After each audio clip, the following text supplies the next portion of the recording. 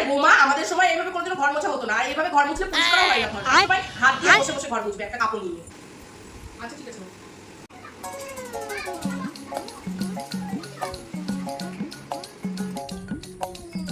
আরে বৌমা, আমাদের সময় জানো কতটা ঘুমটা টেনে আমরা ঘুরে বেড়াতাম সারাদিন, কত ভাসুর থাকে, কত শ্বশুর থাকে, গুরুজন ব্যক্তিরা থাকে, ঘুমটা টেনে সবসময় ঘরের মধ্যে থেকে বেরোবে। আচ্ছা ঠিক আছে।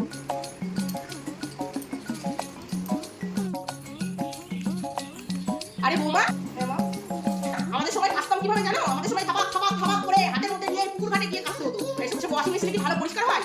যে ওয়াশিং মেশিনে তুমি কাচছো, যাও গিয়ে হাত দিয়ে কাচো, ভালো পরিষ্কার হবে জামা কাপড়। আচ্ছা ঠিক আছে।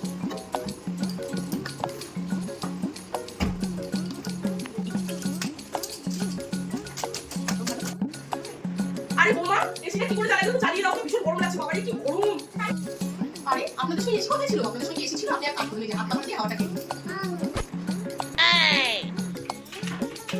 আরে বৌমা, এই মিক্সিটা কিভাবে দেবো বুঝতে পারছি না, একটু মিক্সিটা চালিয়ে দাও তো। আরে মা, আপনাদের সময় মিক্সি কোথায় ছিল? আপনারা তো শিলপাটাতেই মশলা করতেন, তাই না? আপনি এক কাজ করুন, শিলপাটাতেই মশলাটা করে নিন, মিক্সিটা চালাতে হবে না। হ্যাঁ? আচ্ছা মা, আপনাদের সময় এক কথা ঘুমটা টেনে ঘুরে বেড়াতে ব্লাউজ না করে, তাই না? ব্লাউজ তো করতেন না আপনাদের সময়। আচ্ছা ঠিক আছে বাবা, আমি বুঝে গেছি।